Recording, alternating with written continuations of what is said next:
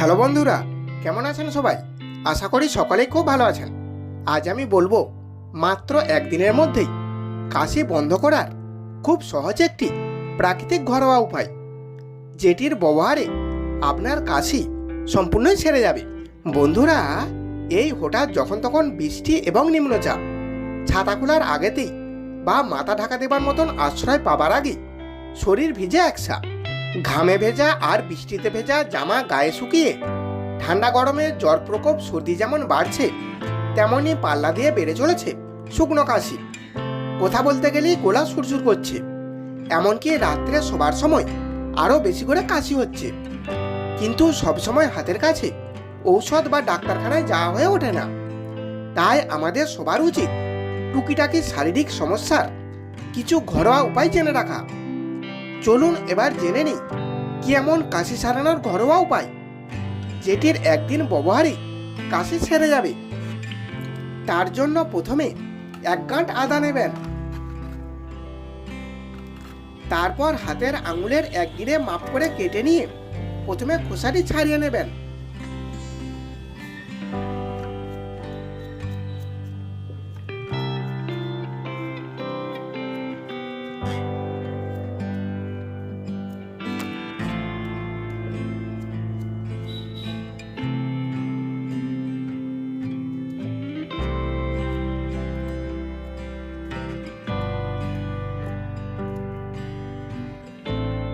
এবারে আদাটিকে হয় ভালো করে থেতো করে নেবেন, না হলে আমার মতন কুড়ুনিতে করে কুড়ে নেবেন।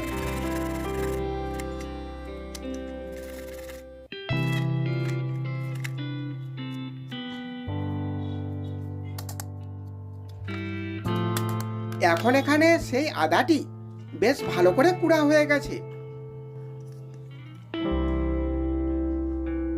এবারে এখানে লাগবে লেবুর রস এবং পরিমাণ হবে 1 চামচ।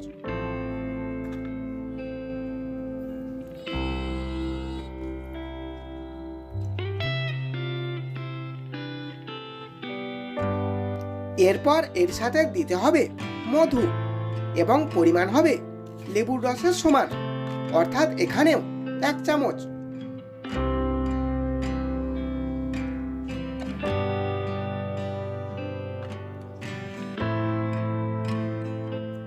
এখন এখানে কাশি সারানোর সহজ ঘরোয়া উপায়টি সম্পূর্ণই রেডি।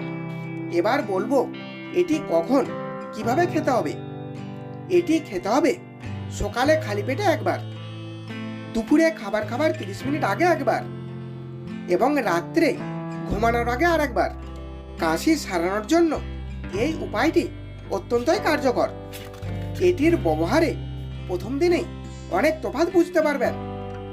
এইভাবে 3 থেকে 4 দিন এটি করে যাবেন এবং এটির সাথে সাথে দিনে 3 বার করে 1 গ্লাস জলে 1 চামচ লবণ দিয়ে প্রথমে গরম করে নেবেন। তারপর কুসুম গরম থাকা অবস্থাতেই গার্গিল করবেন এবং সারাদিনে প্রচুর পরিমাণে জল খাবেন। তাহলে এই পর্যন্ত ছিল আজকের বিষয়। ভিডিওটি এখানেই শেষ করছি। এখন একটি লাইক করে দিন, বন্ধুদের কাছে ভিডিওটি শেয়ার করে দিন এবং আপনার মতামত কমেন্টের মাধ্যমে জানিয়ে দিন।